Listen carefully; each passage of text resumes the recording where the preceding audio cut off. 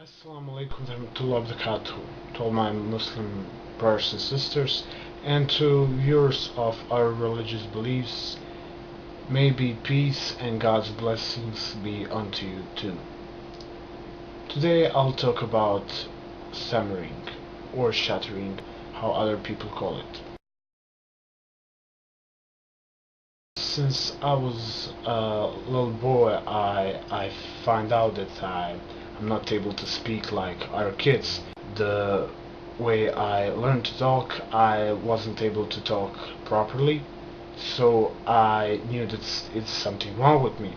And my mother told me before, I don't know, maybe a few years, that she found out that I'm stammering in kindergarten because she was thinking that I'm imitating some other kid that is stammering, but later she found out that I'm stammering and that I had a problem. Well, my family members were supporting and they were encouraging me every time, and they were trying everything to make me feel better and make me feel as any other kid, because I had normal childhood. Just I wasn't really able to talk like other kids, and they were always saying like, "It's okay, son. We'll wait as long as you need to say anything what you want." They were encouraging me to talk with them, with our relatives and all that, and they were really supportive. I went to a lot of doctors, to a lot of hospitals. My parents were trying everything, and they were really giving most of their time to me so I can get cured. I mean, from it, and they were uh, really trying to find a solution for my problem. Well, as I said, I went to a lot of doctors, psychiatrists, and everything, and but it helped only in short terms. I mean, for a short time, because no one of these doctors, psychiatrists, etc., didn't teach me what to do when the problem happens.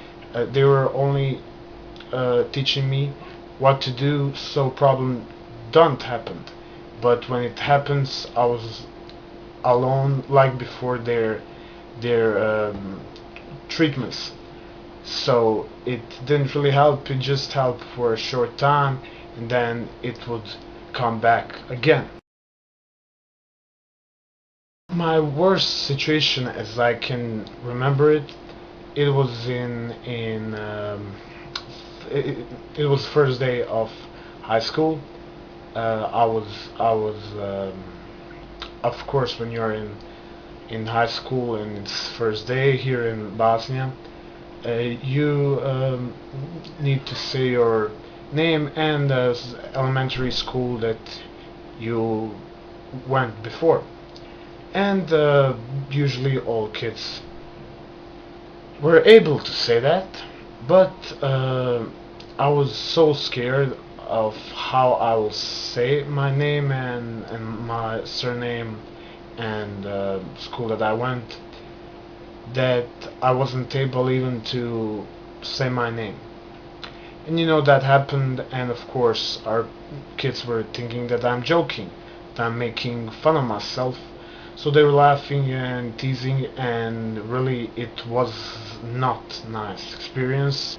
So it was in high school first day. I mean, it was the worst thing. I had problems later because of it, because it really hurt my feelings and everything, and I was desperate. But eventually I sold that.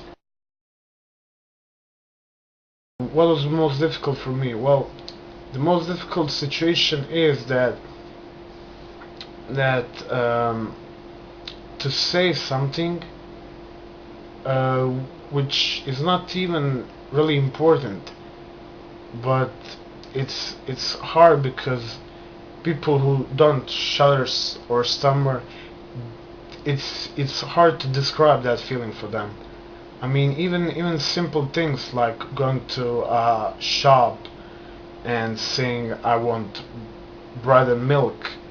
It was a problem for me, and I was always thinking how I'll say it and stuff like that. So basically, uh, any word, any sentence that every day that I need to say, it was difficult for me. The process is basically going like this. Um, I'm thinking what I need to say. I'm analyzing it, and I'm getting scared. And then I'm only thinking how other people will react when they hear me, and what they will think about me, and will I be able to pronounce anything that I need to say. And it was especially when I need to go to a new shop or to new video store or to meet a new person, and I was always thinking how I would say it and how it will sound. And I think that's the same feeling for everybody who have this speech disorder. I'm continuing to say that it's problem. I mean, it is problem for me, but it's speech disorder, and luckily I'm not born with it. I mean, I got trauma, and then it happened. Well, I was usually avoiding any contact with new people. I was arguing with my parents and everything about going to the shop or something else or paying the bills because I was ashamed of my problem, and I was ashamed to say like it's a problem for me. Even I didn't answer on the phone. I mean, and everything, and it was really hard for me. And I was avoiding any contact or any uh, situation that I should speak or talk when it happens. Well, in elementary school, my teacher, like in Bosnia, we have like 4 grades with the teacher, and then with the teachers, we have like from 5th to 8th grade. So my teacher knew for my problem. I mean, he knew my parents, so he explained to kids that it's not nice to tease me. I mean that I'm same as them, and he was always encouraging me to talk as much as I needed. And he waited me for a long time, or he was just giving me like the ex short exams so I can do it if he don't have time to wait me to talk. From 5th to 8th grade, some teachers allow me to talk, and some are giving me just exams, so I don't take much of their time.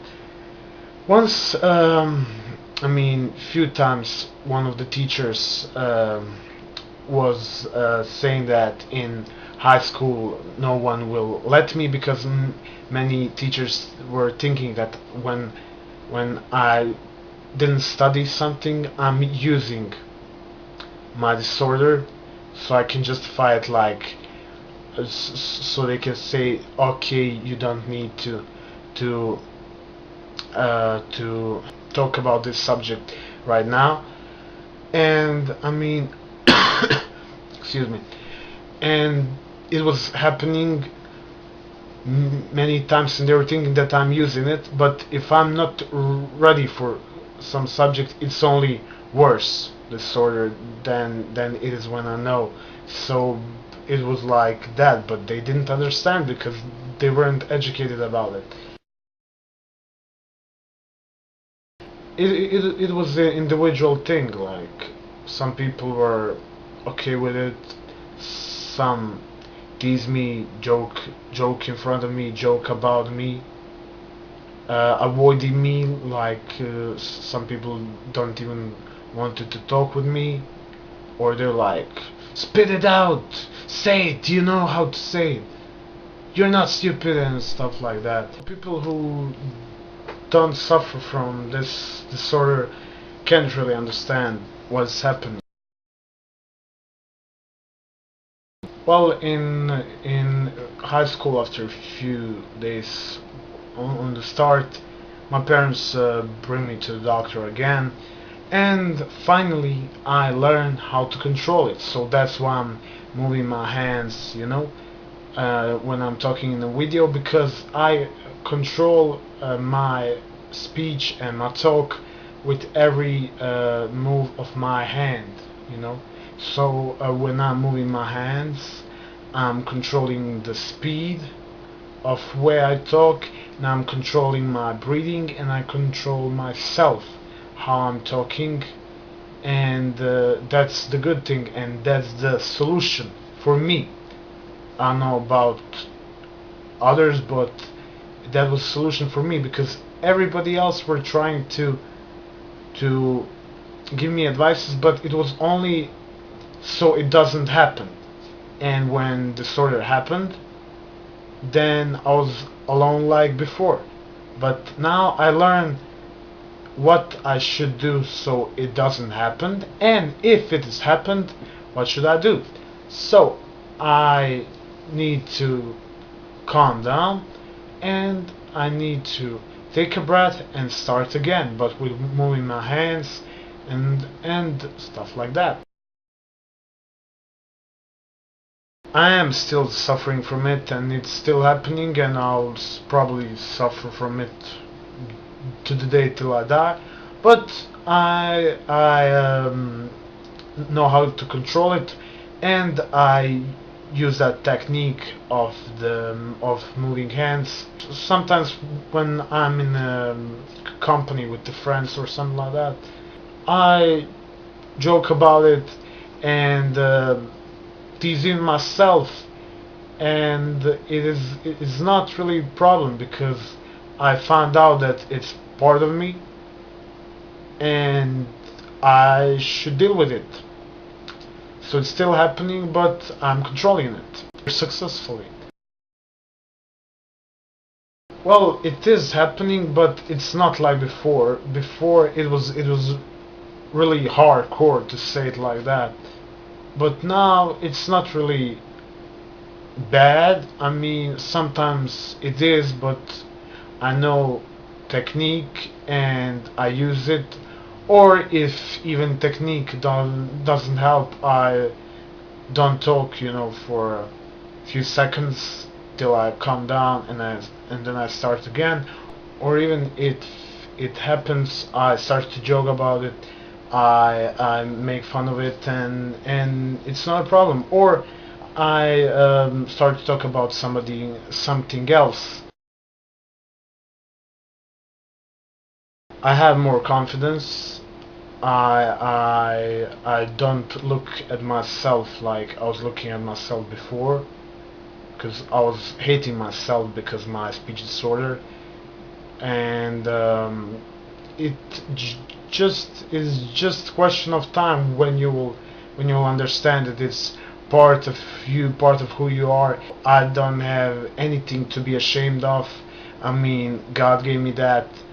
I I have other things that are not disorder, so I have a lot of confidence. And okay, there's some situations when it happens that, like, I'm like not sure in myself, but now, comparing like it was before, I have a lot more confidence than I had before. I believe that I have a lot of things and characteristics to offer to the world. For example, I'm making these videos like explaining Islam to other people. I also know how to rap, how to sing. I write lyrics, poems. I was writing some scenarios before, but it didn't went good. I was writing stories. I'm still able to write stories, short stories, novels. I do video editing, photo editing, and stuff like that. So I have a lot of qualities, and if you want to know more about me, come to me, or come to my city, come to Bosnia and Herzegovina. We'll meet, we'll talk about anything what you want, and you'll know more about me. You're welcome. I have to recommend the movie called King's Speech. It's a movie about King George the Sixth, he's father of Queen Elizabeth II. She's still Queen of United Kingdom. Her son is Charles, the Prince Charles. So it's story about his stammering, shuttering, how you call it, and it is really touching story. And when you watch that, you will understand better how me and other people who suffer from speech disorders are dealing with it, and how they get over it or cure it. I know it's disorder and it's a problem, but don't fall down in depression. Don't try to kill yourself. Don't try to harm yourself. I know it's hard. I'm still struggling with it, but there's a cure there. Maybe you won't cure it 100%. Maybe you'll never cure it, but you're special. I mean, this King George had that problem. Winston Churchill, the Prime Minister of England, had that problem. Some Greek philosophers had that problem. Actors, singers, a lot of people that you don't know that they have problem. They have that problem, or they had it, but they learned how to control it. So there is a hope even for you. Maybe you're thinking like he don't know what he's saying, but really, there's a hope, and it is possible to cure it. So don't fall, and don't let others and their comments hurt you, because you're special and you're worth more than them. And remember, when they joke and tease you just because you're suffering, just imagine how much things they have that can be teased and joke about, but they just pick on you because you have speech disorder. And it's only describing them more than it's describing you. So don't worry, enjoy in your life, and there's hope, there's possibility. Take care, love each other, don't fight. Assalamu alaikum wa rahmatullahi wa barakatuh to all my brothers and sisters in Islam, to all non-Muslim viewers. Maybe peace and God's blessings be unto you. To atheists, love and peace.